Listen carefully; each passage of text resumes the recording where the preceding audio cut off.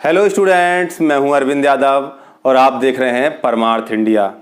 तो बच्चों, हमारा 12th का चैप्टर सॉल्यूशन चल रहा है, जिसमें हमारे 3 लेक्चर्स ऑलरेडी हो चुके हैं और उन तीनों की लिंक डिस्क्रिप्शन बॉक्स में दी हुई है।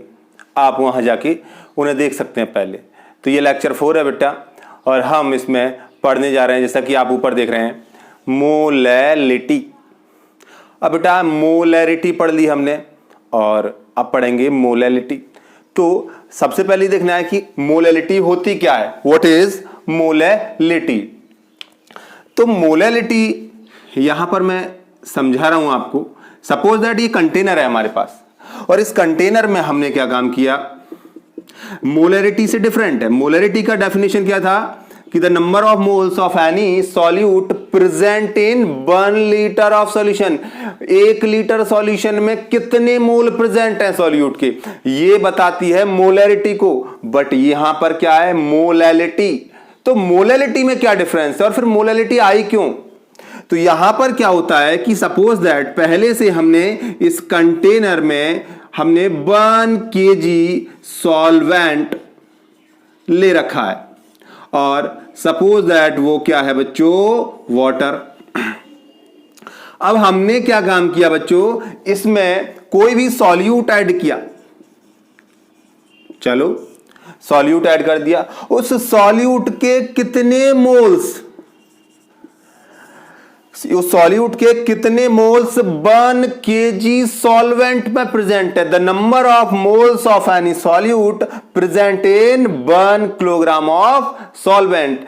1 किलोग्राम सॉल्वेंट यानी 1 किलोग्राम वाटर को यहां पर वेट करके रख लिया गया है, या फिर कोई और सॉल्वेंट है जिसे 1 किलोग्राम हमने ले लिया है। तो यहां पर ध्यान देना है बेटा कि इसमें सॉल्यूट के मोल देखने हैं 1 किलोग्राम सॉल्वेंट में। अब यहां वॉल्यूम का कोई लेना देना नहीं है यहां पर, और सॉल्यूशन का भी लेना देना नहीं, सॉल्वेंट में देखना है। भाई मोलैरिटी में क्या था कि वहां पर मोल्स देखने थे सॉल्यूशन में, और यहां पर सॉल्वेंट में, और वो भी किलोग्राम में।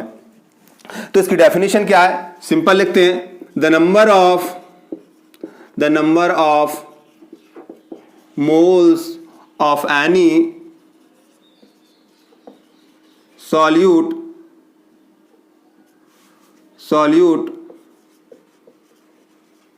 present in 1 kilogram of solvent.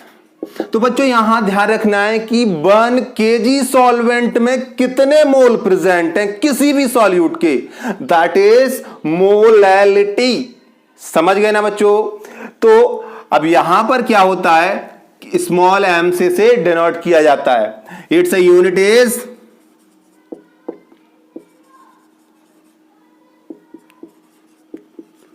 मोल पर केजी। ये इसकी यूनिट हो गई बेटा।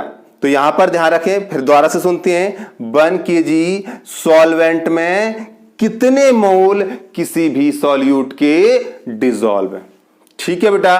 तो यहां पर इसका फॉर्मूला क्या होगा, मोलैलिटी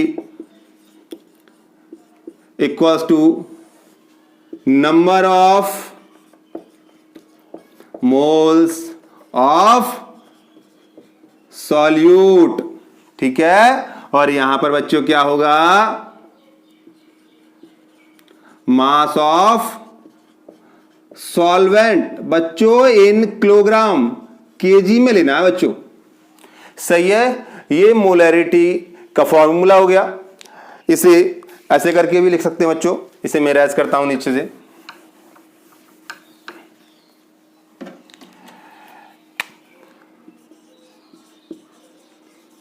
मोलैलिटी, यहां नंबर ऑफ मोल्स क्या होता है, mass upon molar mass into, अब ये मास ऑफ सॉल्वेंट है, इसे कैपिटल W से हम रिप्रेजेंट कर रहे हैं। कैपिटल W क्या है, मास ऑफ सॉल्वेंट, और किलोग्राम में, किसमें बच्चों, केजी।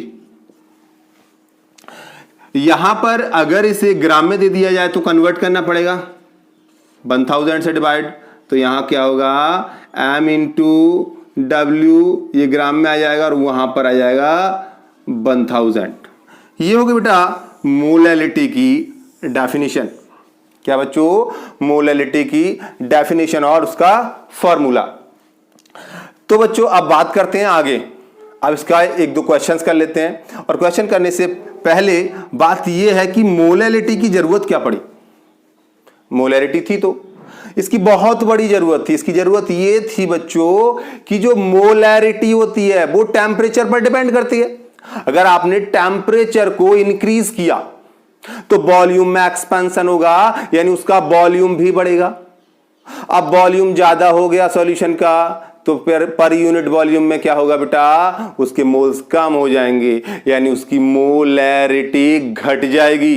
बट यहां पर वॉल्यूम की बात ही नहीं होती है बच्चों, ये टेम्परेचर पर डिपेंड नहीं करती, इंडिपेंडेंट ऑफ टेम्परेचर। क्यों? क्योंकि यहां पर मास तो वही रहेगा ना सॉल्वेंट का। तो क्या बेटा? इट डोंट, चलो डू नॉट लिख देते हैं, do not depend on temperature. ये टेम्परेचर पर डिपेंड नहीं करती है बेटा। तो सबसे अच्छी बात इसकी ये है। चलो अब बात करते हैं क्वेश्चन की। ठीक है बच्चों, क्वेश्चन मैं ऊपर ही लिखूंगा, आप स्क्रीनशॉट लेना चाहें तो ले सकते हैं, बाकी मैं क्वेश्चन लिखता हूं बेटा।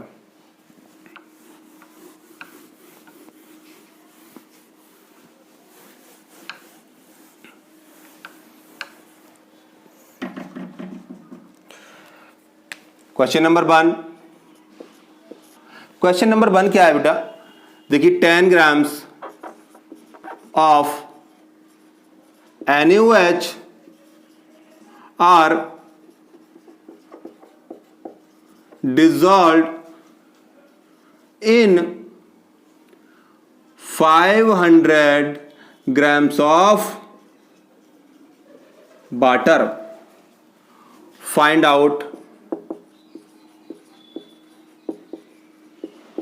molality of the solution. तो 10 ग्राम है, क्या हो गया? सॉल्यूट। और ये क्या हो गया? 500 ग्राम ऑफ वाटर, सॉल्वेंट। क्या बच्चों? सॉल्वेंट। और ये क्या हो गया बच्चों? सॉल्यूट। वही फॉर्मूला। तो क्या करें बेटा? मोलैलिटी। तो मोलैलिटी का फॉर्मूला मास, तो मास कितना है? 10 अपॉन मोलर मास कितना है बच्चों? अब NaOH का मोलर मास अब निकाल लो, वैसे मालूम ही होगा आपको, 40 आएगा बेटा। 23 इसका आता है, ऑक्सीजन का 16 होता है, इसका 1 हो जाएगा। ठीक है, तो 40 आ जाएगा ये। ठीक है, तो यहां पर इसका मोलर मास, ठीक है, 40 और इनटू अब क्या है यहां पर? मास ऑफ सॉल्वेंट 500 ग्राम्स, और आपको किलोग्राम में लगाना चाहिए था तो किलोग्राम में कन्वर्ट करेंगे तो ऊपर फॉर्मूला में 1000 लग गया। तो क्या होगा बच्चों? 500 टू जा 0 से 0 कट गया, 1 2, यहां गया 0.5 मोल पर केजी। फिर ध्यान देखो बेटा, ये मास ऑफ सॉल्यूट और ये मोलर मास सॉल्यूट का, और मास ऑफ सॉल्वेंट ये ग्राम में, किलोग्राम में कन्वर्ट करना है, 1000 से डिवाइड करते हैं तो 1000 ऊपर आ गया। ठीक है, तो 0.5 मोल पर केजी। चलो क्वेश्चन नंबर दूसरा लिखते हैं। फाइंड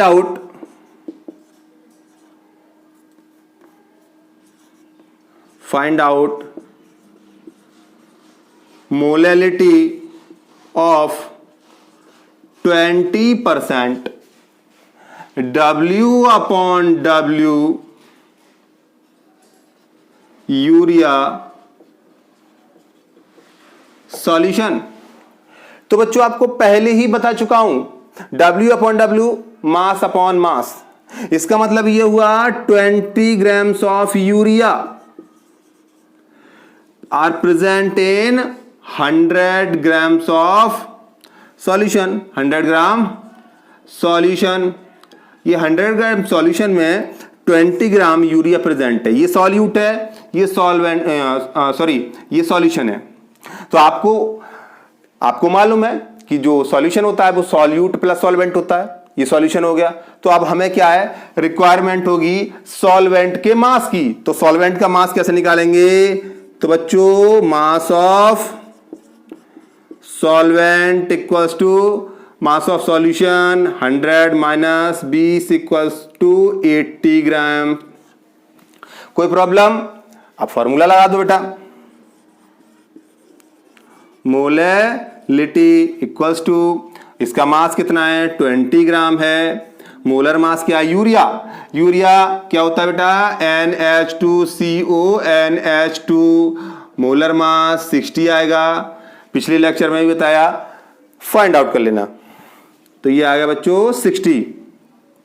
और यहां मास ऑफ सॉल्वेंट 80 और यहां पर ऊपर 1000 क्यों लगाया? क्योंकि यहां पर ये ग्राम में। कोई प्रॉब्लम बेटा? ये 4 टाइम्स कट जाएगा, 0 से 0 कट जाएगा और ये 25 ये हो जाएगा 25/6। ठीक है बच्चों।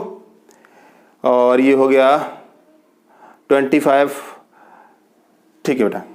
तो यहां पर आ जाएगा ये 4 टाइम 4.16 अप्रॉक्स इसका आंसर आपको देखने को मिलेगा। ठीक है। कोई प्रॉब्लम? तो ये आ गया बेटा इसका आंसर मोल पर केजी। फिर देख लो 20 60 4 टाइम डिवाइड कर दिया, 0 काटा और यहां पर क्या हो गया बेटा 4। तो यहां से 4 25 जा 100 तो यहां पर 6 है, डिवाइड कर दिया और आंसर आपके सामने है। ठीक है बेटा। तो ये बात की थी हमने किसकी? मोलैलिटी की। क्वेश्चन तो बेटा बहुत सारे हो सकते हैं, कोशिश करेंगे एक न्यूमेरिकल्स के लिए वीडियो अलग से बनाएं। ठीक है बच्चों। तो इसे नोट कर लो क्वेश्चन को, फिर उसके बाद हम स्टार्ट करते हैं बहुत ही important topic, that is normality.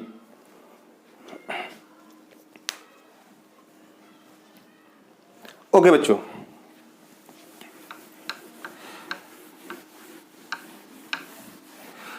तो बच्चों अब बात करते हैं नॉर्मैलिटी की। और नॉर्मैलिटी काफी इंपॉर्टेंट है, थोड़ा सा प्रॉब्लम करता है, इसलिए ध्यान रखना है थोड़ा सा। नॉर्मैलिटी, नॉर्मैलिटी कैपिटल एन से डिनोट किया जाता है। अब नॉर्मैलिटी क्या होती है? नॉर्मैलिटी, फिर मोलरिटी की बात करते हैं। मोलरिटी में क्या था? Number of moles per litre of solution. ये भी उसी की तरह है। यहां पर क्या है? Number of gram equivalent per litre of solution. क्या बेटा? Number of gram equivalent per litre of solution. चलो पहले डेफिनेशन लिखते हैं, फिर उसके बाद आगे समझते हैं। द नंबर ऑफ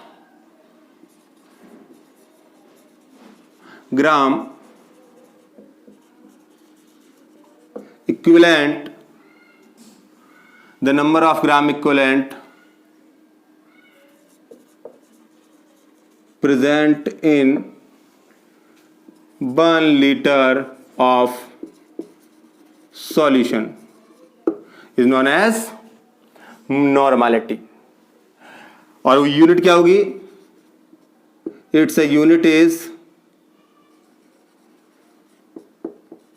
क्या? Gram equivalent. Gram equivalent per litre. Gram equivalent per litre. तो यहां पर क्या है बेटा? The number of gram equivalent present in 1 litre of solution is known as normality. और इसकी यूनिट क्या है? It's a unit is gram equivalent per litre. तो बच्चों अब यहां पर समझने से पहले एक बात समझिए, मैं यहां पर दोनों को साथ साथ समझाऊंगा, मोलरिटी और नॉर्मेलिटी को बहुत अच्छा समझ में आएगा बच्चों। यहां नॉर्मेलिटी की मोलरिटी की बात कर लेते हैं, क्योंकि मोलरिटी आपने पढ़ रखी है।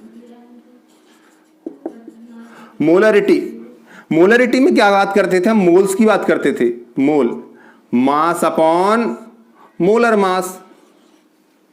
अब ये पढ़ रहे हैं हम नॉर्मेलिटी। नॉर्मेलिटी में क्या होता है बेटा? यहां पर ग्राम इक्विवेलेंट है बेटा। ग्राम इक्विवेलेंट में क्या होता है बेटा? मास अपॉन इक्विवेलेंट मास या इक्विवेलेंट वेट। तो मोल ग्राम इक्विवेलेंट, यहां पर मोलरिटी में मोल प्रेजेंट देखते हैं और नॉर्मेलिटी में ग्राम इक्विवेलेंट प्रेजेंट देखते हैं। और किसमें? 1 लीटर ऑफ सॉल्यूशन। दोबारा से सुनो बच्चों, मोलरिटी में मोल्स 1 लीटर सॉल्यूशन में, यहां पर ग्राम इक्विवेलेंट 1 लीटर सॉल्यूशन में। तो बच्चों अब ग्राम इक्विवेलेंट को ज्यादा डिटेल में तो नहीं बताऊंगा, ग्राम इक्विवेलेंट पे एक वीडियो अलग से बनाएंगे। तो बात करते हैं कि ग्राम इक्विवेलेंट फाइंड आउट कैसे करते हैं। ठीक है बच्चों, ग्राम इक्विवेलेंट फाइंड आउट कैसे करते हैं। तो इतनी बात तो समझ में आ गई होगी। अब मैं इसे रेज करता हूं और आगे समझाता हूं।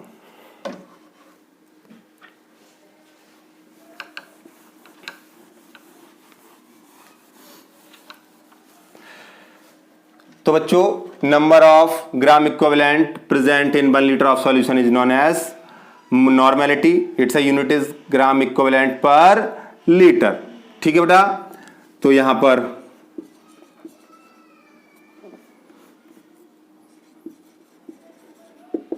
नॉर्मेलिटी इक्वल्स टू क्या होगा? नंबर ऑफ ग्राम इक्विवेलेंट, और यहां पर नीचे क्या होगा? Volume of solution in litre. क्या बच्चों? In litre. ये नॉर्मेलिटी होगा, फॉर्मूला हो गया उसका। ऐसे करके भी लिख सकते हो, normality equals to number of gram equivalent. Gram equivalent क्या होता है? मास अपॉन इक्विवेलेंट मास या इक्विवेलेंट वेट इनटू वॉल्यूम। वहां मोल लगा थे, मास अपॉन मोलर मास, यहां मास अपॉन इक्विवेलेंट मास, क्योंकि यहां पर ग्राम इक्विवेलेंट है। वॉल्यूम कोई बात नहीं सर, वॉल्यूम यहां किस में लेना है? लीटर में। तो फिर यहां पर अगर ml में आ गया तो equivalent weight into volume, ml में आ गया तो यहां 1000 से डिवाइड करेंगे जो ऊपर पहुंच जाएगा। ये सिंपल सा फॉर्मूला हो गया। कोई प्रॉब्लम नहीं बच्चों। अब एक चीज और है बेटा, अब मैन क्या रह गया? हमें यह समझना है कि यहां पर इक्विवेलेंट मास कैसे निकालते हैं। इक्विवेलेंट मास अपने आप में थोड़ा सा बच्चों को लगता है कि कठिन है, पर ऐसा कुछ नहीं है। इसके कुछ 3 फॉर्मूले हैं बेटा, 3-4 फॉर्मूले हैं, बट मैं आपको एक फॉर्मूला बताऊंगा, उसी का यूज करना है। पहले वो 3 फॉर्मूले कौन से हैं या 3-4 फॉर्मूले कौन से हैं वो मैं आपको दिखाता हूं, अलग अलग का इक्विवेलेंट मास कैसे निकालना है। तो यहां पर देखो बेटा, यहां पर सबसे पहले हम इक्विवेलेंट मास या इक्विवेलेंट वेट ऑफ एसिड, तो वहां पर फॉर्मूला क्या होगा? मोलर मास अपॉन, ये एसिड का है, बेसिसिटी।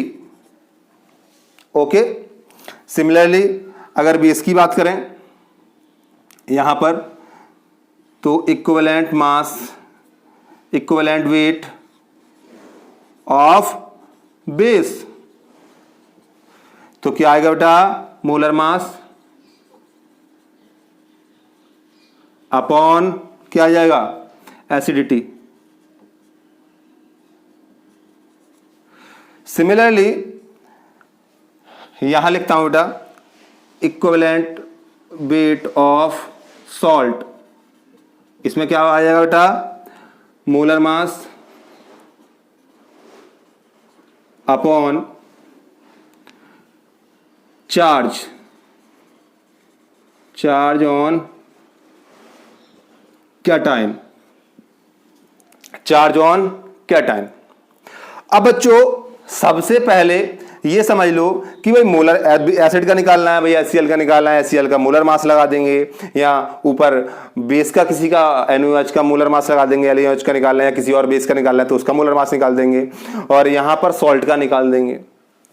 बच्चा कहीं कह सकता है सर आप बता रहे थे सॉल्ट तो अगर NaCl लेने लगे तो, बेटा कोई बात ना, तू मोलर मास नहीं लेके फॉर्मूला मास लगा दे, टेंशन नहीं लेने का। यहाँ पर मोलर मास की जगह आप क्या लगा सकते हैं, फॉर्मूला मास। आप ये समझे मॉलिक्यूल है तो मोलर मास और फॉर्मूला है तो फॉर्मूला मास, सिंपल।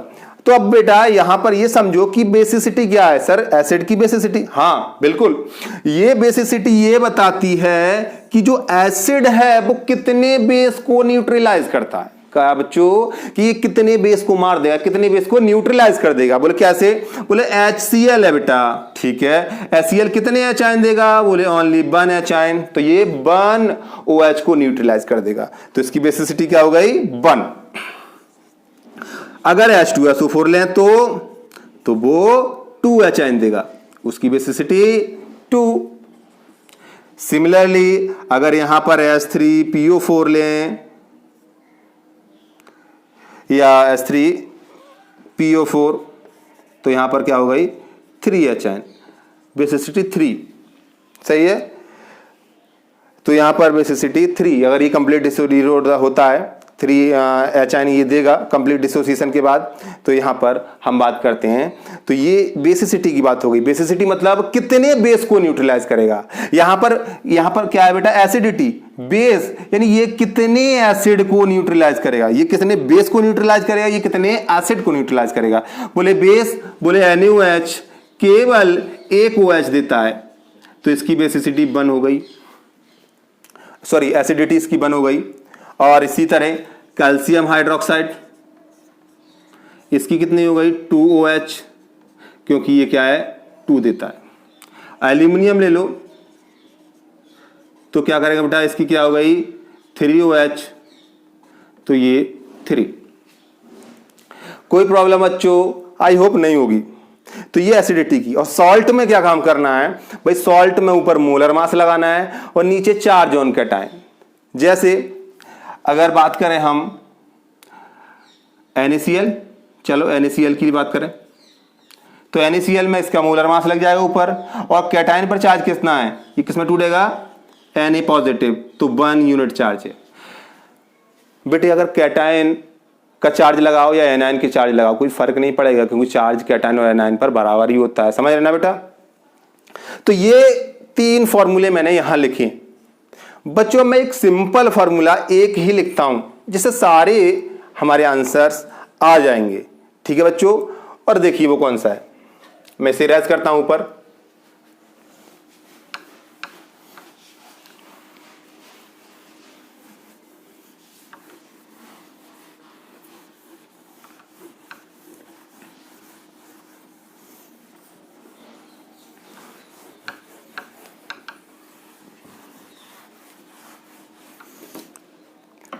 ओके बच्चों, तो अब बात करते हैं इक्विवेलेंट मास द्वारा से।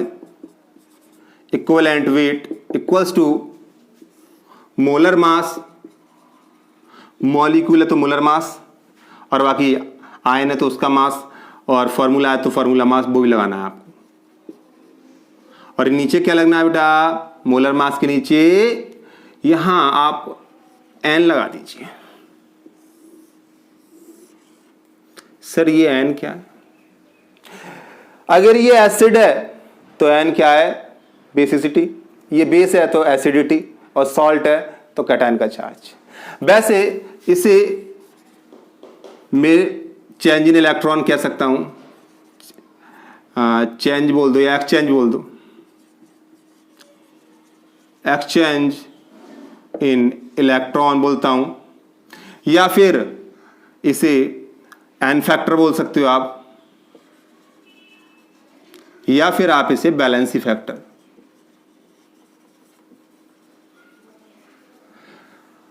ये क्या मतलब हुआ? एक्सचेंज इन इलेक्ट्रॉन का क्या मतलब हुआ? बेटा अब एक बात देखो, अभी हम बात कर रहे थे, कई सारे एग्जांपल लिए। सपोज दैट अगर हम H2SO4 की बात कर रहे हैं, H2SO4 इसका हमें इक्विवेलेंट मास निकालना है। अगर H2SO4 ब्रेक होगा तो ये क्या करेगा? 2H plus SO4 double negative. तो यहां से ये जो किसी से भी रिएक्शन करेगा तो H जो पॉजिटिव है वो इलेक्ट्रॉन लेगा और ये इलेक्ट्रॉन देगा। एक्सचेंज होगा इलेक्ट्रॉन का, ये देगा और जिसको देगा वो इलेक्ट्रॉन लेगा। तो यहां पर कितने इलेक्ट्रॉन का एक्सचेंज है? 2 इलेक्ट्रॉन का। तो यहां पर इसका अगर हम बात करें इक्विवेलेंट वेट ऑफ H2SO4 तो क्या आएगा? ऊपर मास आता है इसका, मोलर मास 98 होता है और एक्सचेंज इन इलेक्ट्रॉन 2, या यहां देख लो या यहां देख लो। बात यही है, चार्ज ऑन कैटायन या चार्ज ऑन एनायन देखने की जरूरत नहीं। इलेक्ट्रॉन कितना एक्सचेंज है? 2, तो 2, तो यहां पर आ गया 49। कोई प्रॉब्लम? सिमिलरली अगर हम बात करें किसी भी बेस HCl की बात करें तो HCl ब्रेक होगा तो H और Cl नेगेटिव। यहां पर एक इलेक्ट्रॉन का एक्सचेंज है, ये एक इलेक्ट्रॉन देगा Cl किसी को जिससे भी जुड़ेगा, या फिर हम मैं बात करूं यहां पर एक इलेक्ट्रॉन का एक्सचेंज हुआ, एक इलेक्ट्रॉन का ट्रांसफर होगा जब भी किसी से रिएक्शन करेंगे। तो यहां पर 1 इलेक्ट्रॉन है तो इसका क्या निकालेंगे? Equivalent weight. तो क्या होगा बच्चों?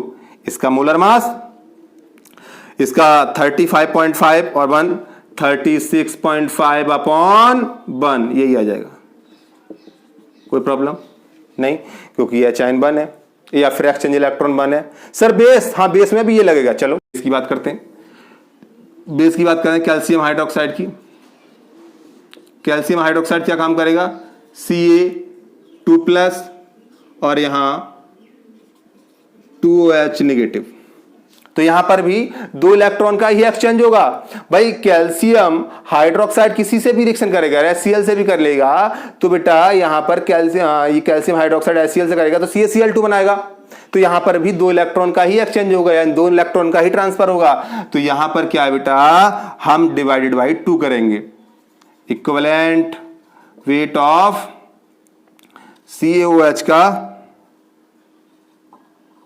होल ट्वाइस, तो क्या होगा बेटा? मास, मोलर मास अपॉन 2। सही है, इसका मोलर मास लगा दियो नीचे, अपॉन मैं 2 लगा दियो 2 का। NaOH में क्या होता है बेटा? Na एक पॉजिटिव, एक इलेक्ट्रॉन का एक्सचेंज और OH नेगेटिव। कोई प्रॉब्लम नहीं? तो फिर क्या करना है? इक्विवेलेंट वेट ऑफ क्या?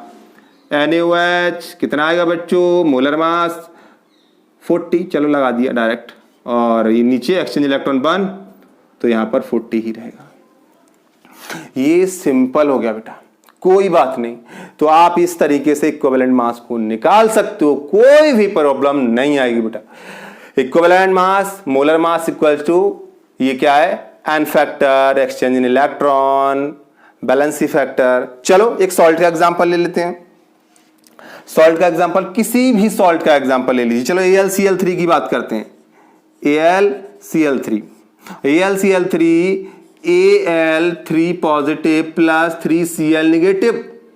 तो यहां पर 3 इलेक्ट्रॉन का क्या हुआ है बेटा? 3 इलेक्ट्रॉनों का एक्सचेंज हुआ है, 3 इलेक्ट्रॉन का एक्सचेंज हुआ, जिससे भी रिएक्शन होगा 3 इलेक्ट्रॉन का एक्सचेंज होगा। तो यहां 3, तो equivalent weight of AlCl3 equals to क्या होगा?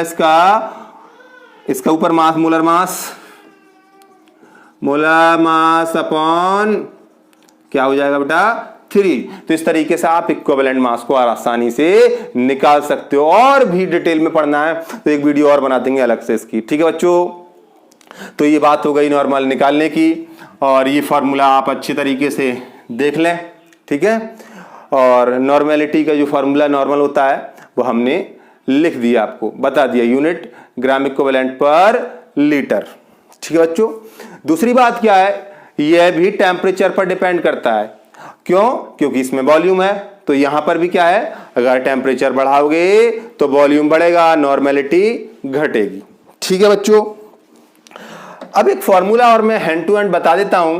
अगर कभी कभी आ जाता है कि रिलेशन पूछ लिया जाए मोलैरिटी में और नॉर्मेलिटी में, तो क्या रिलेशन होगा मोलैरिटी और नॉर्मेलिटी में। चलो एक छोटा सा फॉर्मूला लिखते हैं। तो छोटा सा फॉर्मूला क्या होगा बच्चों, ये होगा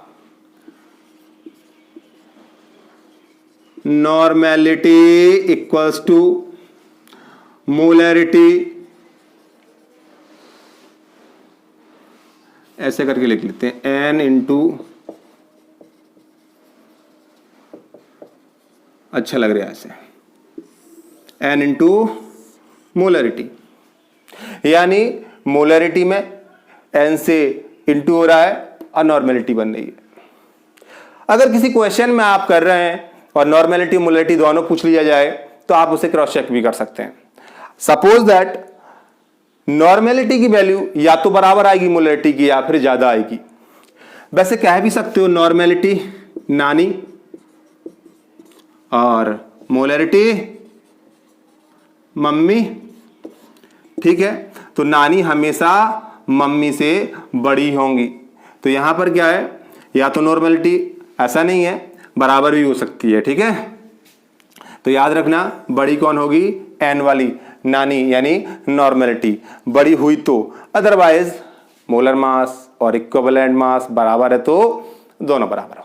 ठीक, तो बच्चों देखते रहिए और अब आगे करते हैं एक दो छोटे मोटे न्यूमेरिकल्स। एक छोटा सा न्यूमेरिकल कई बार पूछ लिया जाता है, ऑब्जेक्टिव में ही है, मैं यहाँ पर, और सॉरी न्यूमेरिकल नहीं है, एक छोटा सा थ्योरेटिकल क्वेश्चन है। वो कहता है, यहाँ पर लिखेगा क्वेश्चन में, which concentration term do not depend on temperature। Option, सबसे पहले मोलैरिटी, नॉर्मेलिटी, सी, यहां पर क्या होगा बेटा, molarity,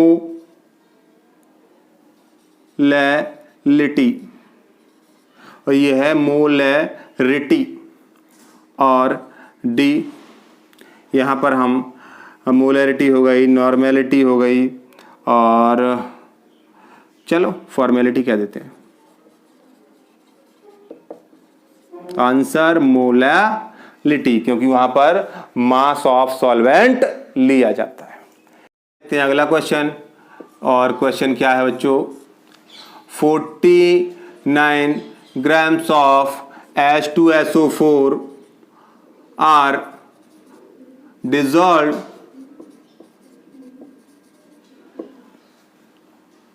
in 500 ml of solution। 49 grams of H2SO4 are dissolved in 500 ml of solution। Find out normality। ठीक है, नॉर्मेलिटी, और सॉल्यूशन की होगी नॉर्मेलिटी, और क्या, नॉर्मेलिटी ऑफ सॉल्यूशन। तो यहां पर बच्चों 49 ग्राम सॉल्यूट हैं, ये फिर क्या है बेटा, सॉल्यूशन का वॉल्यूम है। तो सबसे पहले हमें क्या है, इसका इक्विवेलेंट मास निकाल लेना है, इक्विवेलेंट वेट ऑफ H2SO4। सही है बच्चों, तो H2SO4 का क्या लगाना है, इसका मास लगाना है, और मोलर मास, सॉरी, और मोलर मास अपॉन n। तो H2SO4 का देखो, इसका n क्या होगा बच्चों, 2H positive plus SO4 double negative. सही है बच्चों, तो यहाँ पर 2 हो गया, तो क्या हो गया, इसका मोलर मास होता है 98 अपॉन 2, तो आ गया 49। तो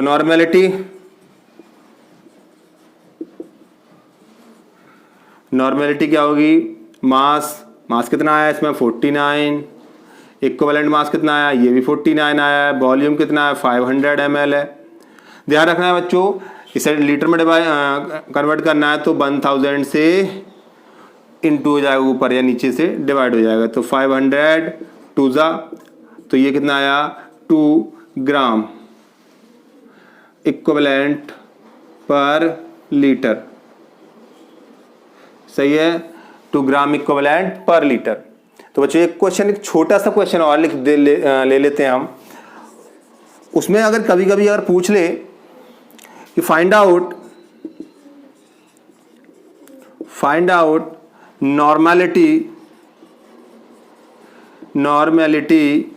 ऑफ 2 मोलर NaOH सॉल्यूशन। लग रहा हो इनकम्प्लीट क्वेश्चन है, नहीं बच्चों, आपको नॉर्मेलिटी का फॉर्मूला बताया था,